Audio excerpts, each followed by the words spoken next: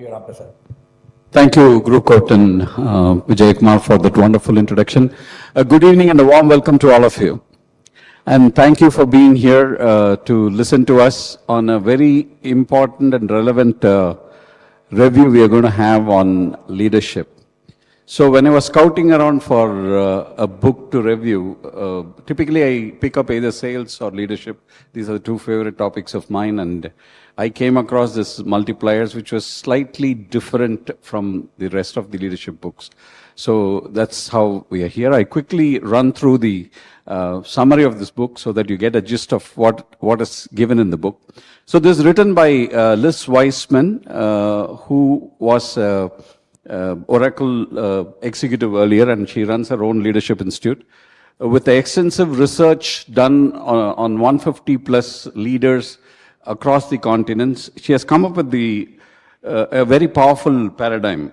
Leaders are either multipliers or diminishers, and the difference between the two can double the talent, intelligence, and capacity of the team.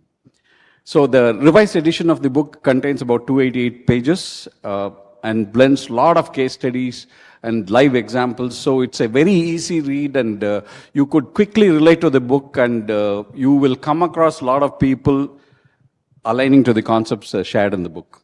So the core premise, the heart of the book lies deceptively simple yet transformative idea. Some leaders drain intelligence, energy, and capability from the team, while others amplify them. So multipliers are the leaders who bring out the brilliance in others, while diminishers often unintentionally shut down the creativity and initiative. So these are throughout the book, there will be examples given contrasting these two styles of leadership. So it has about 9 chapters where they go in detail into traits of the multipliers. So the central concept discussed here is the contrast, the assumptions of a multiplier. Multipliers always believe that people are smart and they can figure it out, while diminishers always believe that people need me to think for them. You know, that's the basic assumptions with which both these people do. And in the next 5 chapters, they discuss the traits of a multipliers, which are like, first, a multiplier is a talent magnet. So multipliers attract top talent and unleash people's native genius, while diminishers hoard talent and underutilize the teams. So multiplier basically identify good talent. They also find their native intelligence and put them in the right job. Whereas diminishers, they want to use their resources and without even knowing that they're underutilizing them. So the first trait is the talent magnet. In fact, when I read this, I immediately, it struck me that in the cricketing world, Sourav Ganguly, he brought in people like Yuvraj Singh and Dhoni, who was talent from smaller town, and they contributed very well to the country later on. You know, that was the first time where we saw some new faces coming from tier 2, tier 3 cities into the mainstream cricket. The second trait is they are liberators. What I mean by this, they create a safe yet challenging environment that brings out the people's best thinking. So the third trait is they are challengers. Rather than giving answers, they pose tough problems and stretch their teams to go beyond their perceived limits. Now, when I was reading about this, of course, again from the cricketing world, I got reminded of Kapil Dev in 1983. When India went in with no hope, nothing, we thought it's just passing by phase. He sort of brought the best out of them, challenged them to even beat the mighty West Indies, and we did it twice during the tournament. And that shows you know, how a multiplier works. That came across in my mind.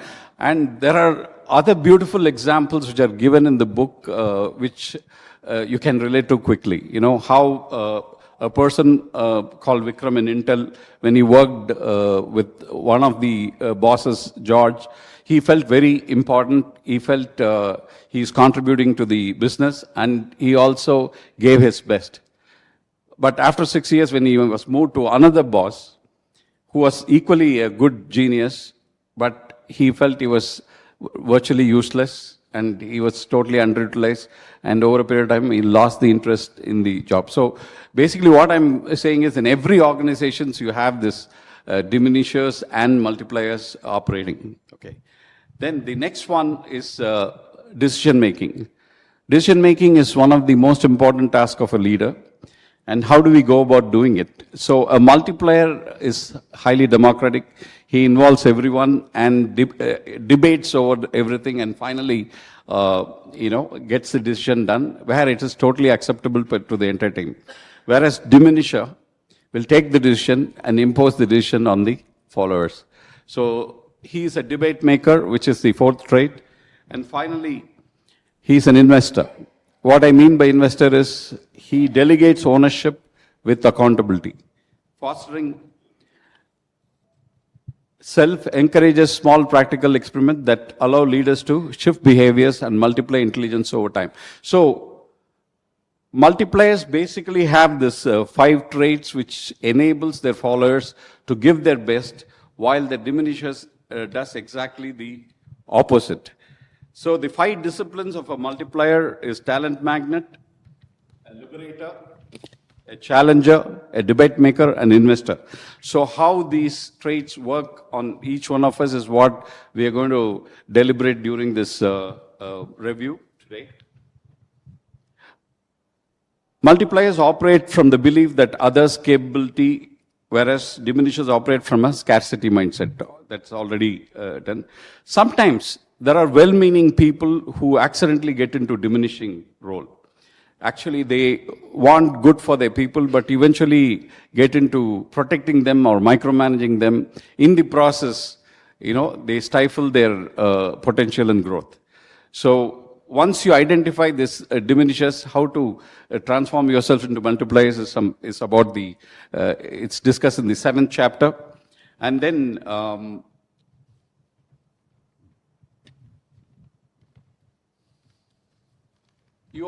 there is a chapter discussing strategies about how to deal with the diminisher. Various strategies, how to deal with the diminisher, because we come across diminishers right across in every organization. So how do you go about handling them? And what are the different types of strategies you can use to handle diminishers very well so that you give your best to your organization? Then the final chapter is all about how to become a multiplier from whatever you are. Even if you're a diminisher today, how to have a mind shift so that you can be a multiplier and contribute to the organization. So some of the strengths of this book is it's deeply research-backed and insightful. So you can almost take it for granted that all the concepts discussed can be applied immediately, and packed with real-world examples. It's not imagination. It's all the examples given are something which happened in organizations, and it's actionable and self-reflective and addresses both external impact and inner mindset. So who can be benefited from this book? Entrepreneurs and founders who must scale their vision through people, COOs and managers, balancing operational control with team empowerment, educators and coaches, developing others' thinking rather than giving answers, and anyone leading teams seeking to build smarter, more agile organization. So the favorite quote which I can relate to is, the best leaders are not the ones who have all the answers. They are the ones who ask the right questions. So Multipliers is a must-read for leaders at every level. It goes beyond tips and techniques to reshape how we think about intelligence, leadership, and impact. Whether you are leading a startup, a large organization, or a creative team, this book will change how you lead and how others grow under your leadership. So I have with me 2 fantastic leaders from the industry. Mr. Shekhar, who is the current national president of IACC, and Ms. Soumya, both are leading teams. So we are going to have their perspectives on the book, from which we will learn a lot. In fact, that is the most important insights and inputs we are going to get from this book, which is very, very interesting and useful. Thank you very much for accepting my invitation, and I'm keenly looking forward to your insights on the book. So let me start with Shekhar and followed by you. So what are your key takeaways from the book, and where do you felt like, I can relate to this? Well, see, my experience has been about 45 years in the industry now. I've worked with private sector, public sector, and then my own entrepreneurship journey. So most of the points which you were referring to, you experience in your part of your life. And the thing which was, it was not that, these were something new or something, but its question was, it was so well structured and written, which made you feel that how quickly you could summarize something which is so complex and which to be taken up, has been done very neatly with quoting right examples and so on. And I've been associated with American companies because this book had a lot of perspective with respect to the American companies, their way of ethos and how they go about. We have experienced the same thing also in the Indian company perspective, because that's experience which was there. So I've seen this happening. Absolutely, yeah. I can't say specifically a particular place to say it's the whole book as such is very well compiled and put in. And first, I forgot to thank MMA for giving us this opportunity to interact with you guys here. Okay, thanks, Ram. Thank you, Shekhar. And Soumya, what are your takeaways from the book? I think you're well read, and I see all the notes out there. First of all, I must thank you for inviting me as a panelist here and for suggesting this book, because I'd not heard about this book before you had spoken about it. And within the last, I think I started reading it about 45 days ago when you contacted me. There have been several instances where I've read that book and I'm like, oh my God, now I understand why this has not worked. So I want to actually talk a little bit about one thing that happened in the last 30 days, right? So I was working with a team and I had put together a cross-functional team because we were having some problems, some issues with one area of the product. And I wanted the operations team to work with the engineering team, with the support team and say, guys, solve the problem. What exactly is going on? And I would call this team, they're young people, call this team, lecture them, show them, tell them, talk to them. They will all shake their heads, walk away. Nothing would happen. Call them again 2-3 days later. What happened? What progress? No, ma'am, we got distracted by that. We went over here, we went over there. Call them again, do the same. Motivation speech, inspiration. Why is this so important? This project is so important. They'll shake their heads, walk away. No change, nothing happens. As I was reading this book, I came across that debate maker. And I realized that I'm calling these people, I am lecturing to them, I'm not giving them space to talk, I'm not giving them space to ask questions, I'm not allowing them to debate amongst themselves whether this is really the way to do it or not. That was a huge aha moment. The next time I called all of them and I said, you tell me what the problem is, you tell me what your observations are, what do you see? Each one actually did a beautiful job of coming up with a presentation and presented, this is our understanding, this is what we have. Next question, okay, what do you think we should do? The more I started getting into a listening mode and actually making them challenge each other, it kind of like a light bulb went off, right? The team went off, they were sitting together, they were wanting to solve this particular problem. And that was a huge aha moment for me. Here I was thinking that I'm giving all the answers. It seemed very clear. I'm being very articulate, talking to them, going on the whiteboard, but I was the only one who was talking. I was absolutely not listening. I was not giving them the space to challenge each other, to challenge my assumptions. I was not creating space for debate. So in terms of return on investment, the fact that I read the book, I was able to implement it in my organization like within the 30 days, I think is an amazing aha moment for me. And I would say, like you said, this book is written from an US perspective, right? Every character here in the book is an American. Even, especially in an Indian context, it is far more challenging because people don't ask questions naturally. People don't want to talk or challenge assumptions naturally, especially if you are a leader, you're the manager. The minute you have a title associated with your name, your subordinates will not ask you questions. They might ask you questions as to, hey, when do you want to be done, but they will not challenge your assumptions.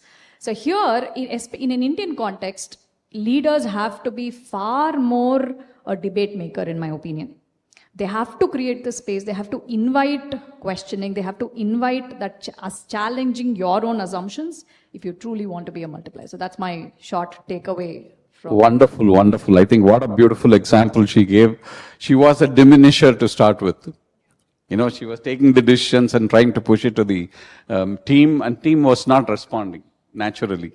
Can I extend the question? Did you believe that probably they wouldn't have the solution, and you have the solution?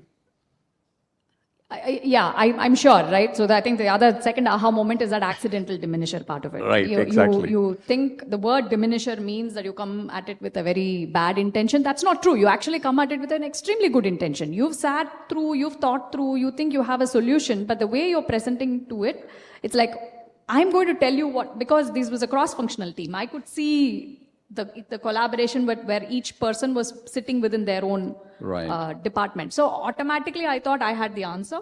They did not have the answer, or they couldn't see it from my perspective. This was the assumption with which I had come into that space, which is obviously not working at all. And reading the book, it kind of made me realize why it was not working. Okay, and, wonderful. And made me immediately change the way I was approaching. Superb. The best part is you were quick to change your approach, and you also saw the result. So that's how practical this book is. So I really encourage you, even at my company, CAD Center, one of the successes in our earlier days is we didn't get the best of, I wouldn't say best of talent. We got ordinary people, but they were all delivering extraordinary work just because we believed that they could. You know, we gave that opportunity. The kind of debate-making decisions is what usually happens. They felt included, including me, and we were part of the company. So that kind of empowerment was what makes them work, and that's what Multiplier does as a leader. So my second question is, in your experience, you said you've been working right across. Have you worked under a multiplier or a diminisher? What impact did it have on you or your team? You can take it from any part of your life, professional life, working with a diminisher or a multiplier. You don't need to name, but yeah. Yes, it happens. We have worked with multiple multipliers and also with multiple diminishers. And some diminishers who have also turned out to become multipliers, which is an excellent one to take care, because it took some time for him to understand that what I was trying to get through was important for him, so that we could together do something much bigger than the sum of parts is always bigger than so that's how it is. So that's how the experience has been. Initial phase of ones is, especially when you were working in about 45 years ago, they as she rightly put, the whole concept was the boss is always right. It's okay. So you only execute instructions, right? So, but then that doesn't, when you start going up the ladder and when you take up roles to do that, so I knew what it meant, that if I do this, I won't get the best out of my team. So ideal is to give my team the space, listen to their ideas more. And this one very nice experience I had was in a public sector undertaking, when I was asked to do a particular job which was actually challenging, and it was not in my field of expertise. It is totally out of my field of expertise, and it's a refinery shutdown. And a refinery shutdown is a very, very, very time specific, and you need to do that. And a job given was very, very different to do that. What I could do was, I don't have expertise in all those, but still as a manager to take up, was to rely on your team's expertise and give them the entire space to think about it, to do that, which, brought out a phenomenal amount of, you could see them, because especially when you have people in the non-supervisory cadre and so on, they have only listened to instructions. They have never made decisions. So I said, no, you guys can make the decisions, which you think deem fit for it. That makes a lot of improvement. Even my small organization, I have very little people. The team is absolutely at their decision making is left to them. Yes, they do make mistakes. It does cost us.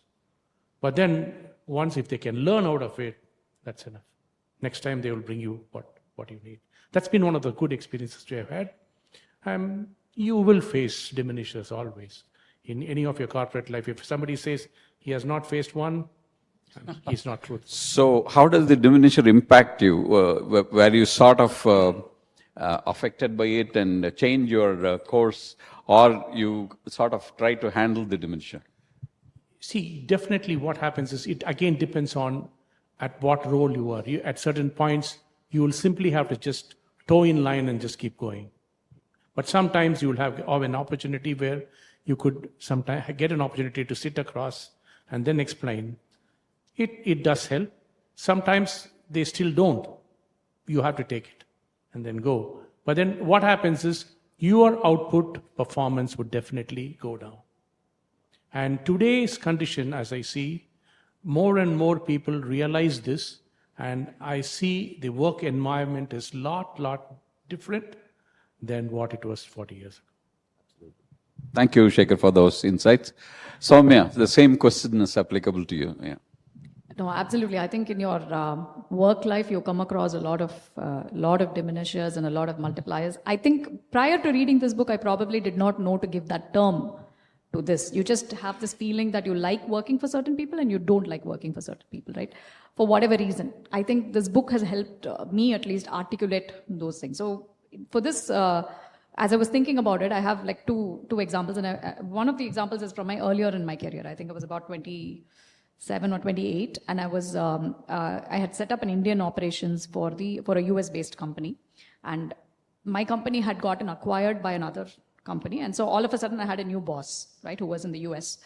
And I see a lot of young people over here, but this was a guy that I hated, right? Because nothing that I gave to him, I would present something to him and he would find a million fault with it. And it was just nothing I could do pleased him, right? And I know, I was like, what the heck, man? I mean, I'm trying to do my best here and he's finding fault with everything that I present to him. But he kept pushing me. He kept saying, okay, is this it? Can you do better? Can you do better? And I had to keep elevating whatever it is that I had to present. But eventually what ended up happening was the new company decided to expand the Indian operations based on my performance. Now, reflecting back at that time, I hated the guy. Very openly, I'm telling that. He was a very tough boss. But now I realize that he actually played the challenger role in my life, right? And of course, I was super happy and I was super thrilled when the parent company decided to expand the Indian operations, and we went from 20 people to 150 people within a matter of 3 months, and I had suddenly new responsibilities to do. So yes, I discovered a potential in me that I did not exist, but thanks to this boss of mine, who, even though at that time was very difficult, but he actually challenged me to produce the best because he saw something in me that I had not seen in myself, right? And I think, so to a lot of young people here, when you have tough bosses, just step back and look at the purpose behind why they're asking the question, why they're asking the difficult question. Is it really to make you produce better outcome than it is? So reading that book kind of gave that thing that, sometimes you need those challenges in your life because you're very comfortable being in a very, like they say, growth doesn't happen if you're not uncomfortable. So sometimes you just get used to being very comfortable. You get used to going and doing the same thing day in and day out, but that's not growth. So you do need some challenges in your life who are pulling you out and giving you that, the kick in your behind. So I've had that. That is one challenger that I can be very grateful for right now. Of course, there have been many diminishers as well. Like Sir said, I think, sometimes you try to work around it. Sometimes you figure out whether you can manage it, and there's a great chapter in the book as well as to how to deal with diminishers, which I thought was fantastic. But sometimes if it doesn't work, I think it's also important to recognize that and make a change. I don't think it's if you feel you have potential and if you feel like it is not being tapped in the current workplace, yeah, sometimes it is important. But I wanted to make that distinction because don't leave a challenger. That's the distinction that I want to make. Sometimes you think your boss is very tough, but if he's got the right intention of getting the best out of you, he will be challenging, or he or she will be challenging. That's not the reason to move out because you're uncomfortable. So embrace that discomfort if it means that you will grow. Okay. That's a fantastic insight. So you said you hated it, right? So he was basically an accidental diminisher. He challenged you for your good with right intention, but you didn't like it till the time you realized that your idea is. So could he have done it differently?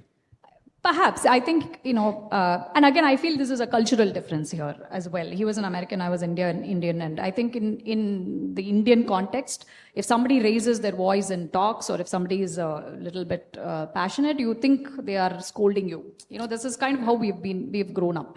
We're all very nice to each other. We want to be people pleasing, and we don't really, get into arguments and fights and things like that. So I think it was more a cultural difference. I wouldn't call him an accidental diminisher. I think if it was the same, culture, it probably would not have been that. But I think it's just that, sometimes coming from an Indian context, we don't like confrontation. Yeah. And he was just a little bit confrontational. That's what in my reflection. Of course, back then I didn't know better. I was young as well, right? So and I think, but it did not for 1 minute make me think that I wanted to quit. It made me want to do better. Do more, yeah. Yeah, it made me want to say, hey, I'm going to prove him wrong. So let me do better. So that was the kind of like the give and take. So that was a positive thing. So you always hear as a leader, you're not running for a popularity contest, right? You have to be tough when you have to be. So as a multiplier, these people are not nice to you, but they challenge you and stretch you to the extent that you deliver your best, for which they need to be tough. They ask some real tough questions. That doesn't mean they are trying to put you down, but actually stretch you. That's what the thing. In fact, I had a opportunity in my second job as an youngster to work with the diminisher, the old school management, like instruction and you follow.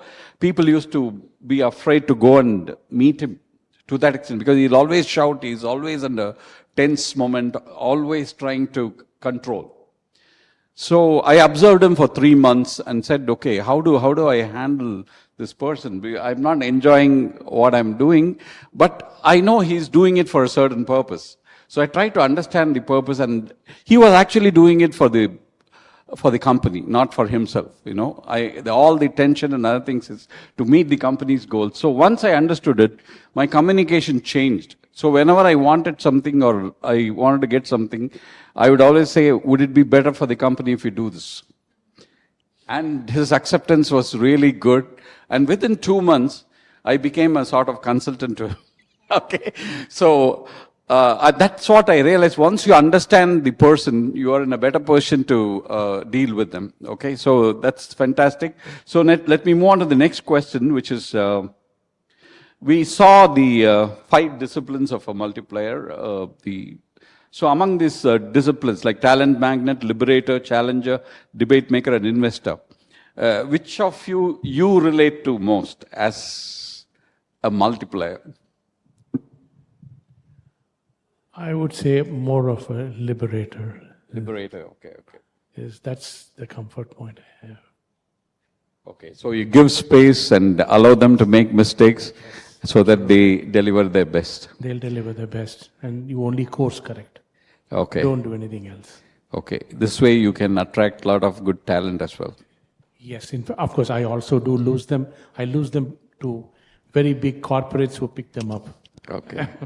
I churn a lot of guys out who come to me with absolutely very poor qualifications, but then within a couple of years they turn themselves to be so good they are attracted by big corporates. Okay, so you're not only a talent magnet, you allow them to get attracted by others. Absolutely, there's no holding them. It's better not to hold them. Okay, great, understood. It's a practical thing. And Soumya, which of the 5 disciplines you relate yourself to? I think it was the investor for me. And again, I think I can relate it to an experience over the last year or so where,